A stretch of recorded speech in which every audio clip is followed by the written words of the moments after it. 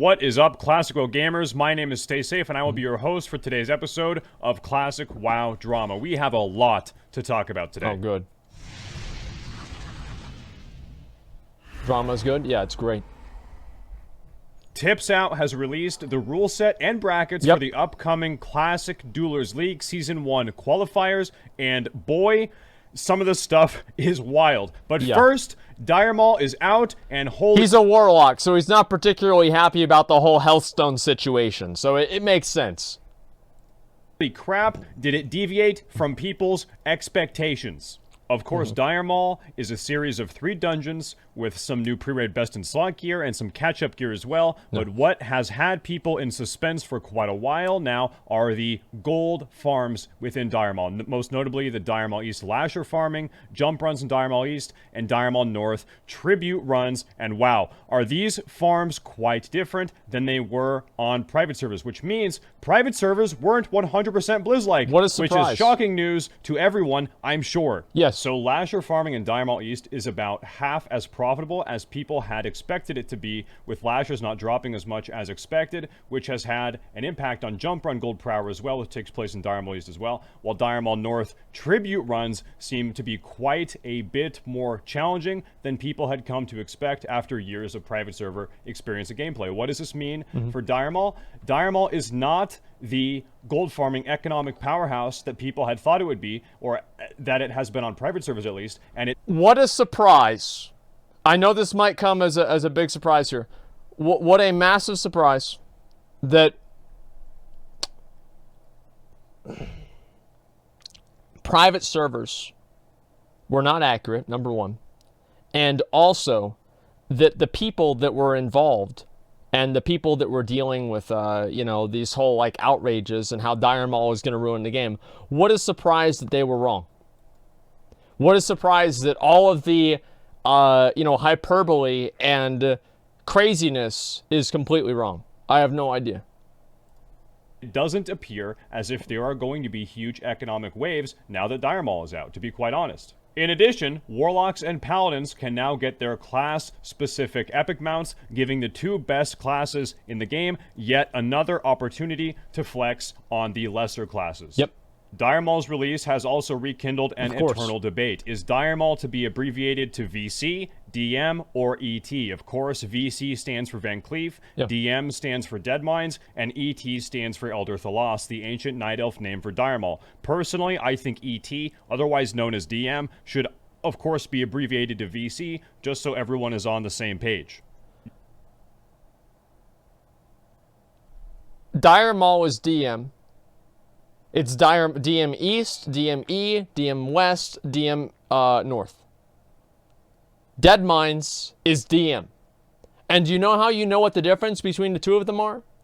Is you shift click the person who's asking in trade for a group, and if they're level 18, they're probably not trying to do Dire Maul.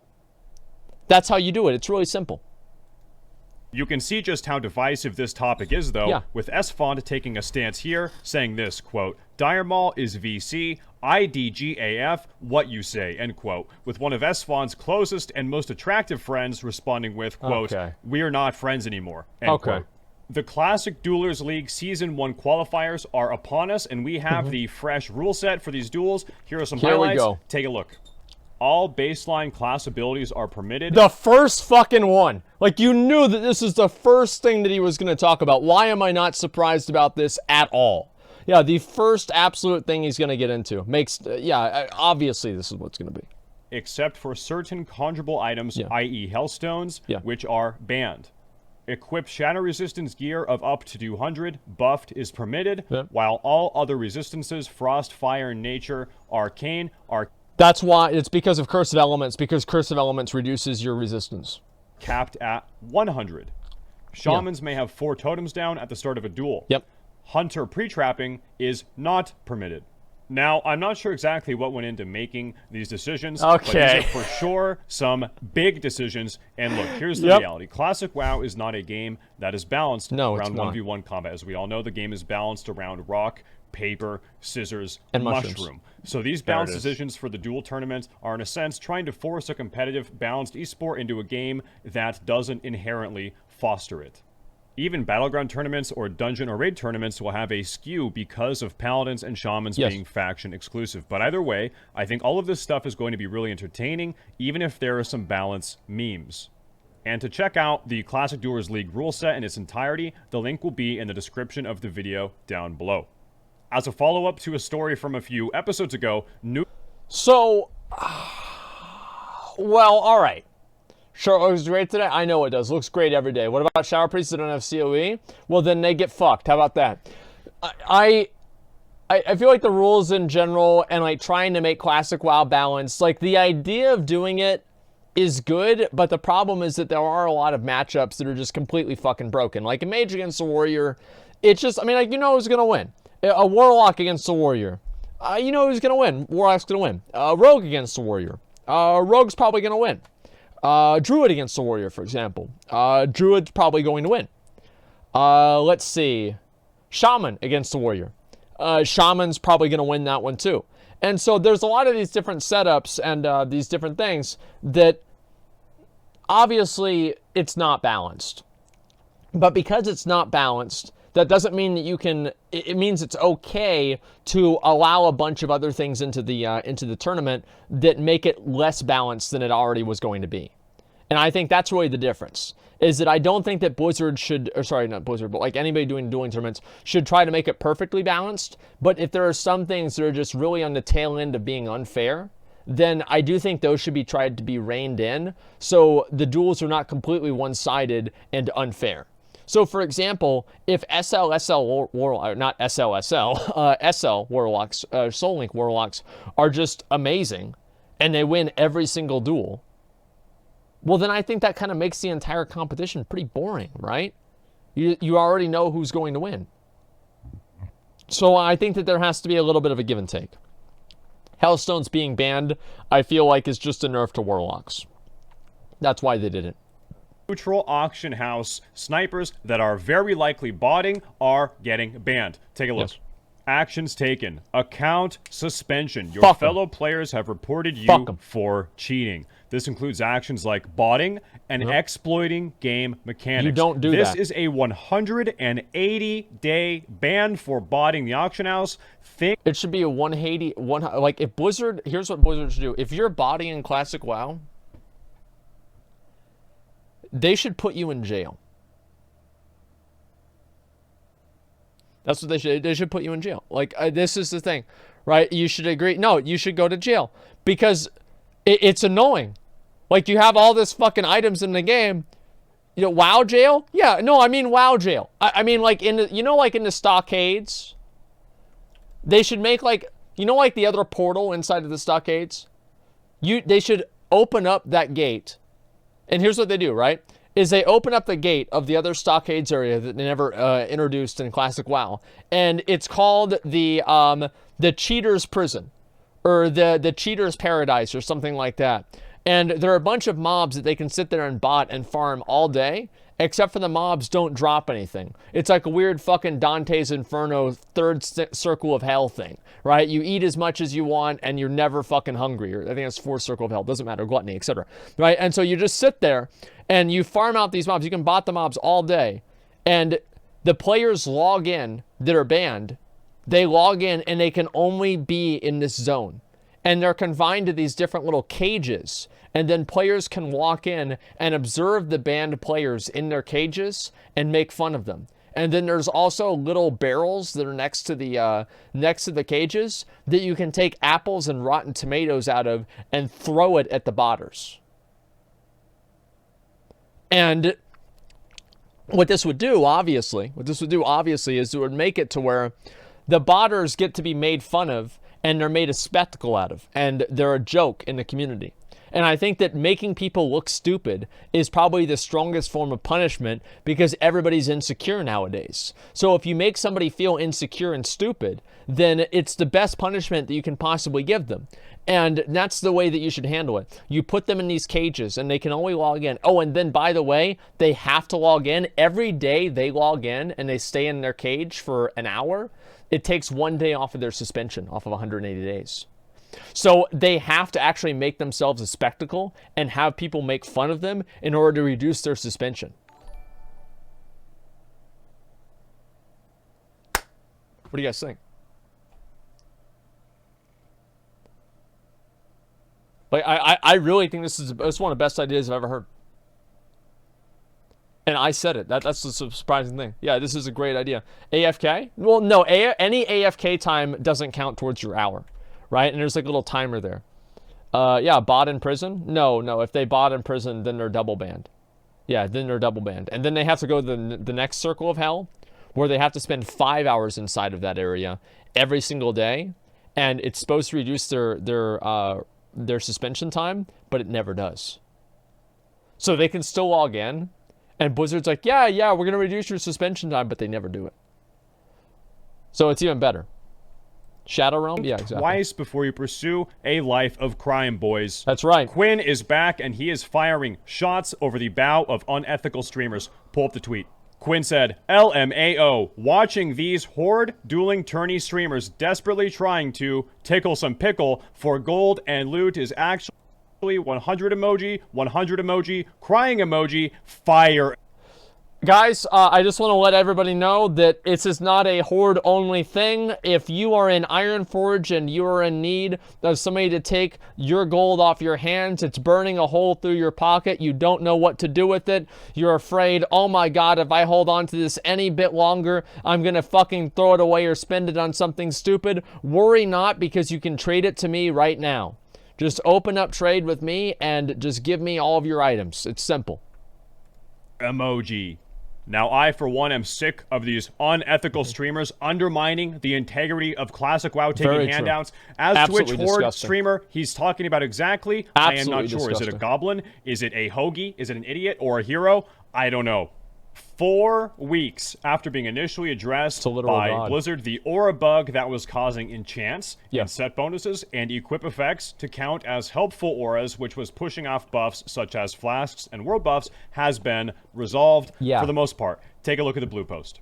Blizzard said, quote, with scheduled maintenance earlier today, the same day as Dire Maul patch day, we applied the following hotfix. WoW Classic. Enchantments on gear should no longer count as helpful auras. They now count as passive auras. There are still some enchantments occupying helpful slots, notably the Arcanum enchants that will come from Dire Maul, and other enchantments that are applied via item rather than via the enchanting profession. This was the case in our 1.12 reference. Thank you very much. Now, that's so annoying, dude. I don't like how there's the debuff slot based off of the Dire Maul enchants or anything like that, but at the end of the day, if it was in Classic, then it's in the game, right? That's all there is to it. I don't want to see any fucking changes made to the game.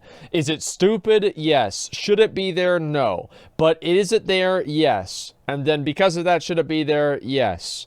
That's all there is to it.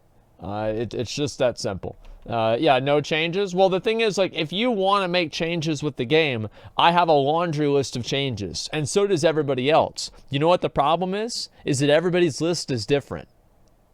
That's what the problem is with these no changes people, or making changes. Everybody has a different list. Now, at this point, who knows what else might count as a beneficial aura, but for your average player, this shouldn't really be a concern, to be honest, because it just takes so many buffs for this issue to even manifest in the first place. Well, I a Reddit user that goes by the name Power Cucks, in all caps, called out the guild power, objectively the best guild on Fairlena, by the way, by saying this. Spoiler alert. Oh my god. Staysafe using the guild to gear out his private server clique. There it There's is, about 10 dude. people in that guild that get everything, and then anyone that tickles their pickle and gives them gold gets priority in raids. And then he goes on to say, so if you're looking to carry a bunch of toxic, unemployed, socially defunct private server losers and increase the size of your guild bank, Power is for you.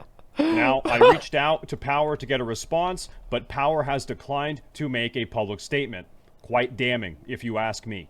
Let me read the rest of it. It's no wonder Eric and Quinn left in the beginning. Loot funnels to certain members that played on private servers with Staysafe. Onyxia bags haven't been available to anyone but officers, and at least one officer has Oni bags for their bank. Guild members can't seem to purchase anything from the guild bank. Seems like the guild bank isn't for the guild at all. All of this is pretty damning behavior that really takes the fun and enjoyment out of the classic experience away from the rest of the guild. CLC completely drove them out of the crater. They have no backbone and will shy away from any real fight. Why? Because only a handful of people in have any decent raid gear. It's sad that people are so greedy that pixels in a 15-year-old game cause them to treat others with such disrespect. On top of that, I have first-hand knowledge of at least 2 power members paying a service to level up their tunes and now have more than 1 level 60 and a lot of gold. Retired Old Fart, thanks for 5 gifted subs, man. Appreciate that. So if you're looking to carry a bunch of toxic, unemployed, socially defunct private server losers and increase the size of their bank, power is for you. What a bunch of cucks.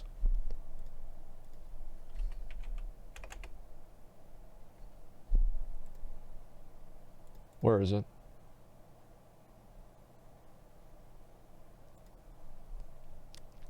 Here we go. Here we go. So let's see what they're saying here. This thread is worthless without any proof. Looks at the subreddit moderator list. Oh boy. Yeah. Obviously, Staysafe is the subreddit moderator for that. You probably keep the retard got booted from the guild crying about all the loot in the middle of the raid, being told to stop and doing it anyway. Just give up, dude. Staysafe streamed all of the raid, and Craig streamed the second raid. These accusations are lame. Having watched every single one of Power raids and their loot rolls, I can call complete and utter bullshit on this. So this guy made a Reddit account. Staysafe, wait, he's made another one? Staysafe making WoW Classic great for the community. Oh my god. So the first time it didn't get enough traction, and now he reposted it. I feel like... Oh, this is on the Classic WoW subreddit. No shit, dude. That's the entire reason why streams and our friends form their own guilds. You're right. Made an account just to call out a streamer guild. No one cares. Drop names. Who's getting everything and who are you? I'm Unfairlina and I want to know who to avoid. Probably nobody, because it's a baseless accusation made by some pussy-ass bitch that probably didn't get a spot into the raid. Maybe it could be, you know, I can only wait to see how many people are going to make posts like this about my guild. I'm actually surprised that there aren't more, right? But the fact is, like, we do distribute loot pretty fucking fairly, so people don't really have a lot to go off of besides just the generic Asmongold hate. But the fact is that, like, we spread out gear very well. We do a great job. It's probably Quinn. I think it could be... no, your loot is fine. My loot is very, very... It's not fine. It's great. Grenades? That's right. So, imagine you had a dual-wield Fury Warrior who's been playing dual-wield forever. And then a two-handed weapon drops. And he wins the roll on it. And he expects to get it even after he's been playing dual-wield Fury for the entire time. Because just based off of that one thing, yeah, it's bullshit. It's bullshit. If he intended to go daggers, he would have rolled on the gloves to give you dagger skill. He did not intend on going daggers. He intended on rolling on every single weapon that he could get and basing his spec off of that. Whereas other people had geared directly for daggers and planned directly for daggers and passed on swords because of that. And then he didn't want to do that. He was being selfish, and that's why we didn't give him the fucking item. Get mad all you want, but I made the right decision. And everybody in my raid, the people whose opinion really matters about this, agree with me. Power is for you. Now, I reached out to Power to get a response, but Power has declined to make a public statement. Of course. Quite damning, if you ask me. Disgusting. In the last week or so, queue times across several of the larger realms have been happening earlier in the day and have been reaching larger sizes. Likely a result of Dire Maul's announcement and subsequent release, this definitely shows that content releases in Classic WoW have the ability to draw people back, give players a reason to log in, and potentially gain new subs. However, if Blizzard plans on removing layering prior to Phase 2, and Phase 2 is coming out before the end of the year, they've got to do something fast, because there are still several layered realms. We're also at the point where a certain portion of a community is starting to level their first alt, and it seems as if these high-pop realms tend to be the common alt realms of choice, which just contributes to the problem of already crowded servers. What is the solution? probably phasing, sharding, dungeon finder, raid finder, cross-realm gameplay, and even more layers. Transmog. For the first time in around 7 years, World of Warcraft made an appearance in Jeopardy with this question. This alliterative MMORPG released a classic version in 2019 that returns players Oh, I know, to it's Azeroth Arcade prior Unchained. to its mini expansions. This is very indicative of the cultural impact that World of Warcraft has had over the years, and definitely serves testament to the fact that original WoW nerds never really went anywhere. They were just waiting for the game to be good again. That's right. Recently, Hamish, the GM of the guild Medellin, ninja'd the Hand of Ragnaros materials, deleted the guild Discord, then disbanded the guild live on another member's stream. As if that's not crazy enough, it gets even more absurd. Evidently, Hamish... I feel like these types of things will live on in people's memories for years to come. Actually a legend, a literal fucking god. This is the kind of shit that we've all been waiting to see. Like, this is why Classic WoW is a good game. Is because it turns people into degenerate fucking loot goblins. I love it. Ninja'd the mats because he was actually an undercover agent, and his intelligence sources told him that the other officers in the guild were planning on ninjaing their own stuff in the future, so he had a ninja in order to stop them from ninjaing or something like that. Yeah. This whole situation seems pretty stupid. So the person who's right in this situation depends on who's telling you what's happening. So I can guarantee you, if you ask any of these 5 people in this picture here who was right, somehow they're going to be the one that was right. In situations like this, the best thing to do is just avoid them. You see some dumbass shit like this and you just move away. You're like, you know what? I don't want to deal with this. It's too much for me. I'm tired of it. But such is life on an Australian server. I'm so happy that I don't play on a server with a bunch of annoying, stupid drama. Anyway, in other news, a known gold seller has been kicked out of Olympus, a guild on Fairlena PvP, after admitting to selling gold. Take a look. He said, and I quote, "A bunch of weird cringe messages, cringe, cringe, cringe. Gold selling at $40 per 100 gold. These kids in Olympus are a cash cow. Ha ha, you mad." End quote. Now, I like the best part about this is he puts the red line under the guy's name as like, oh, nobody knows who it is. This is crazy.